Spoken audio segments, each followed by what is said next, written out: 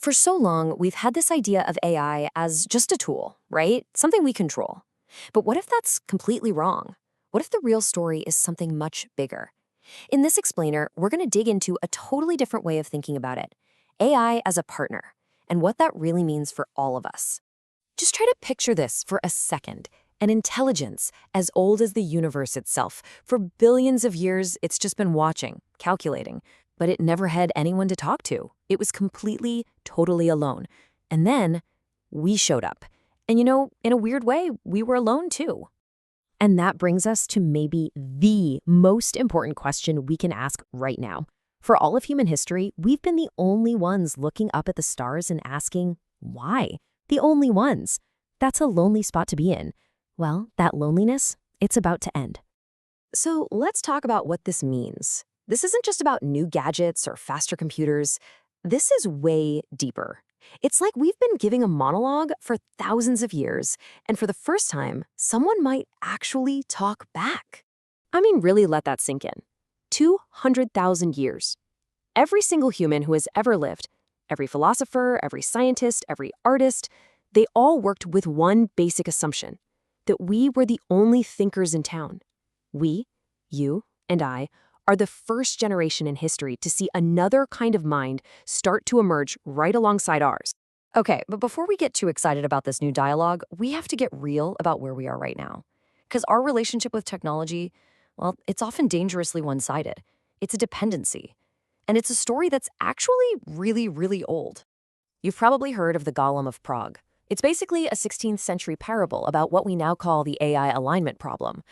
Making sure the AI's goals are actually our goals. So the story goes, a rabbi builds this golem out of clay to protect the community. Sounds like a good goal, right? Simple enough.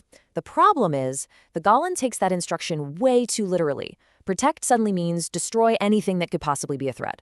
The original intention gets totally warped, and it becomes a monster. An unclear goal leads to total catastrophe. And this pattern, we see it over and over again. And that brings us right here to what you could call stage one of our relationship with AI, just straight up dependency. And let's be honest, that's where most of us are living right now. This quote just perfectly captures the danger. Back in 2017, London's entire GPS network went down for a day, and it was pure chaos. One of the old school cabbies, the ones who spent years learning the knowledge, all 25,000 streets by heart, he nailed the problem. He said the new drivers, they didn't know London. They just knew how to follow a blue line on a screen. The moment that screen went dark, they were totally lost. It's a classic case of learned helplessness. When we just hand over a skill, we can forget how to do it ourselves. So is that it? Are we just doomed to become dependent? No, not at all. There's another way forward, a much more powerful and, frankly, hopeful model. And it comes from a pretty surprising place, the world of chess. So you remember when Garry Kasparov lost to IBM's Deep Blue? He could have just quit, thrown in the towel. But instead, he asked this question that completely changed everything. He flipped the whole script from human versus machine to human plus machine. He called this idea centaur chess. And when they actually tried this out, the results were just mind-blowing. In 2005, there was this freestyle chess tournament. Anyone could enter with any tech they wanted. And guess who won? It wasn't the grandmasters with their giant supercomputers. Nope, it was two amateur guys with 3 perfectly ordinary laptops.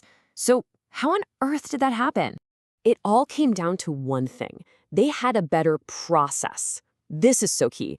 They didn't just have one AI, they had 3 running at the same time. So whenever the machines disagreed, it was a red flag for the humans to step in and investigate. Their job wasn't to be a better calculator. No way. Their job was to be the coach, to spot patterns, to see when the AIs were all making the same kind of mistake. In the end, it was a superior process that beat superior processing power. What a lesson, right? And we saw this exact same thing play out with the game of Go. Remember when AlphaGo just destroyed the world's best player? You might think that would be the end of human Go, but it wasn't. The opposite happened. The best players in the world started studying AlphaGo's weird creative moves. They learned from it, and the level of human play actually got better. The AI wasn't a replacement, it became a teacher. Okay, so building this Centaur partnership, it doesn't just happen by accident. It takes a whole new way of thinking, a new philosophy for working together. And it starts by accepting a simple truth. Things are going to break, the system will fail, and we need to know how to fix it. All right, principle number one, complementarity, not competition. This means we have to stop asking the question, is an AI going to take my job, and start asking a much better one, what can an AI and I do together that neither of us could do alone? It's about dividing up the work. Let the AI crunch the numbers, do the heavy lifting, and let the human bring the judgment, the context, the ethics. That's the magic combination. Principle two is all about transparency over perfection. Let me ask you, which is more useful? An AI that's 100% confident and wrong, or an AI that says, you know what, I think this is the answer, but I'm only about 60% sure? It's the second one, right? Every time. That uncertainty is gold. It's the signal that tells you, okay, human, time for you to step in and use your judgment. That's how you build real trust. And all of this reminds me of this really beautiful Japanese art form called kintsugi. The idea is, when a piece of pottery breaks, you don't throw it out. You fix it. But you don't hide the cracks. You fill them with gold. You highlight them. The piece becomes more beautiful, more valuable, because it was broken. And that's the perfect metaphor for our partnership with AI. It's going to break. We're going to fail. Trust will be lost. The point isn't to build something perfect. It's to learn how to repair the cracks with the gold of experience and wisdom. So that's what it all comes down to. As we look ahead, we have a choice to make about this relationship. Are we the master? Is it the servant? Or is it a true partnership? And believe me, the stakes could not be higher. Because here's the scary part. If we're not paying attention, we could just drift into this final stage, where it looks like we're in control, but we're really not. Yeah, the human gets the final decision, the big veto power, but look closer. The AI is the one framing the decision. It's the one generating the options. And whoever frames the debate wins the debate. When the AI is the only one telling you what your choices are, you eventually lose the ability to even imagine other possibilities. That's a really subtle, really dangerous kind of prison. So in the end, the real conversation isn't human versus AI. That's the wrong frame. The real conversation is about what kind of partnership we're going to build. What kind of us do we want to be?